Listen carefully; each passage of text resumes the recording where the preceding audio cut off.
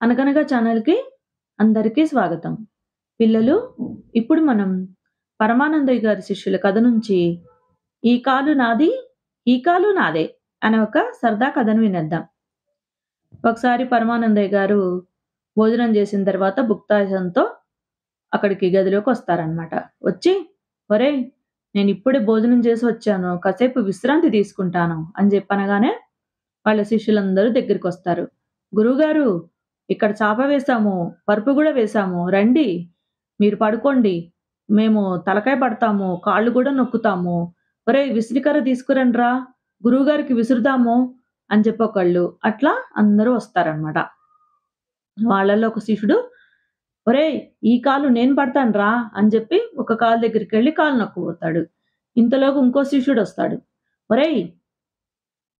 ఆ కాలు నేను పడతానురా" అని చెప్పి వాడిని పక్కకు దోస్తాడనమాట. పక్కకు దోయంగానే వాడు పక్కకి పడిపోతాడు. "ఈ కాలు నేను పడతానంటే నన్ను దోసేస్తావా?" అని చెప్పి ఇంకొక రెండో కాలు ఉంటుందిగా, ఆ రెండో కాలు దగ్గరికెళ్ళి నొక్కుతూ ఉంటాడనమాట. "నాది బంగారు కాలు. నీ కాలే ఇత్తడి కాలు" అని చెప్పి పాపం ఆ పక్కన కాలుంటుంది గదా! ఆ కాలు మీద ఒక్కటేస్తాడు.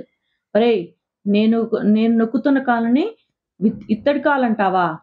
నీదే ఇత్తడి కాలు. నాది బంగారు కాలు" అని జెప్పి వాడి కాలు మీద అక్కడ పక్కనున్న కాలు మీద మళ్ళీ ఇంకొకటిస్తాడనమాట. అంటే పాపం గురువుగారి కాళ్ళ మీదే ఈ శిష్యులు కొడుతూ ఉంటారనమాట. "నా కాలునే అంత మాటంటావా? చూడు నీ కాలు నేను జేస్తాను" అని చెప్పి పాపము పక్క పక్కనున్న కాలు మీద ఇది చేత్తోటి గట్టిగా కొడతాడనమాట. "నేను నీ కాలుని అంత గట్టిగా కొట్టానారా? నా కాలు మీద అంత గట్టిగా కొడుతున్నావు. చూడు ఇప్పుడు నీ కాలు మీద ఎంత గట్టిగా కొడతానో" అని చెప్పి పాపం గురువుగారి కాలు మీదే పటామని కొడతారనమాట. అంటే ఒక 2 కాళ్ళుంటాయి గదా! ఒక కాలు దగ్గర ఒక శిష్యుడు, ఇంకొక కాలు దగ్గర ఇంకొక శిష్యుడు కూర్చొని ఈ కాలు నాది, ఈ కాలు నాది అని జెప్పి అలా కొట్టుకుంటూ ఉంటారనమాట. ఇదేమో నా కాలు. నేను నా కాలుని జాగ్రత్తగా జూసుకుంటాను అని జెప్పి పాపము ఆ పక్కన ఇంకో కాలుంటుంది గదా! ఆ కాలుని పొగుడుతూ ఉంటారు. మళ్ళీ ఇక్కడున్న శిష్యుడేమో నా కాలుని నేను జాగ్రత్తగా చూసుకుంటున్నాను అని జెప్పి పక్కన నీ కాలుని నేనేం జేస్తానో జూడని చెప్పి పాపం గురువుగారి కాలుని పక్కనున్న కాలుని మళ్ళీ కొడతారనమాట. అలా ఇద్దరు కొట్టుకుంటూ ఉంటారు. అలా నీ కాలు నేను చేస్తాను చూడు, నీ కాలు నేను చేస్తానంటే ఇంక గురువుగారు "బాబోయ్! వదలండిరా బాబు నేను లేచి కూర్చుంటాను. నా కాళ్ళు నొక్కొద్దు, ఏమొద్దు మీరందరూ ఎళ్ళిపోండ్రా" అని చెప్పి గట్టిగా అరుస్తారు. అరవగానే "పడుకోండి గురువుగారు పడుకోండి. మిమ్మల్ని బతిమిలాడుకుంటున్నాం పడుకోండి. వాళ్ళని పంపించేస్తాంలే పడుకోండి, పడుకోండి" అని చెప్పి అంటారు. ఇంకొక శిష్యుడేమో "ఒరేయ్! గురువుగారికి బాగా కోపం వస్తోంది. మీరు వెళ్ళండ్రా" అని చెప్పండి. అనంగాన అక్కడున్న ఆ కాళ్ళ దగ్గర నొక్కుతున్న ఇద్దరు శిష్యులు లేచి ఎళ్తారనమాట.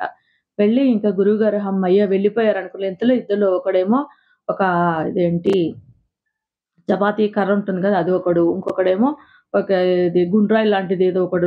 ఇద్దరు చెరో చేత్తో పట్టుకొని వస్తారన్నమాట ఇద్దరు శిష్యులు. "ఒరేయ్!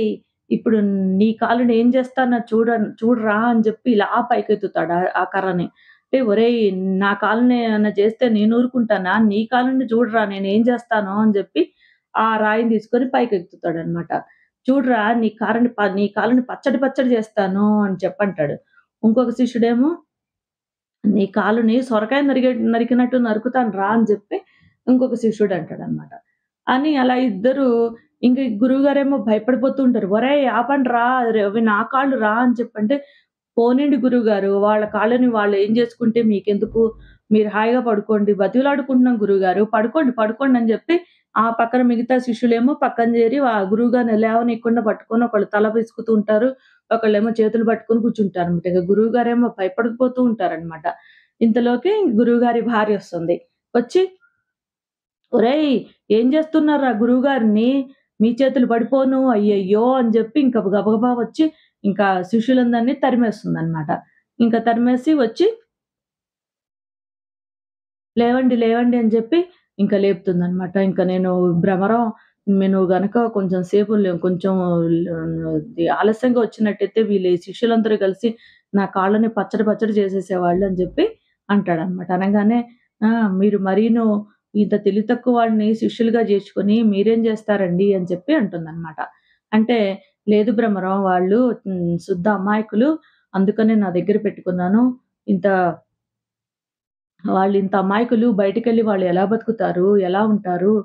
అందుకనే నా దగ్గరే ఉంచుకొని కాస్త కాస్త లోకజ్ఞానం నేర్పించి వాళ్ళని బుద్ధిమంతులుగా తయారు చేద్దామని జెప్పి అనుకుంటున్నాను.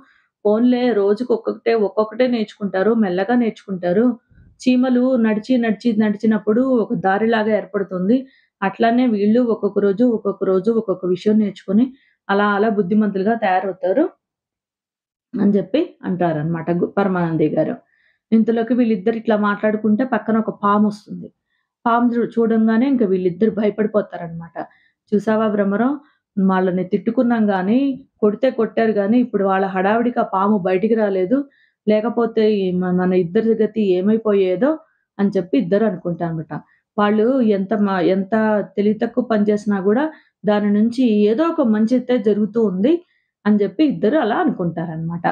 కథ కంచికి మనమింటికి. నచ్చితే లైక్ చేయండి, షేర్ జేయండి, సబ్స్క్రైబ్ చేయండి.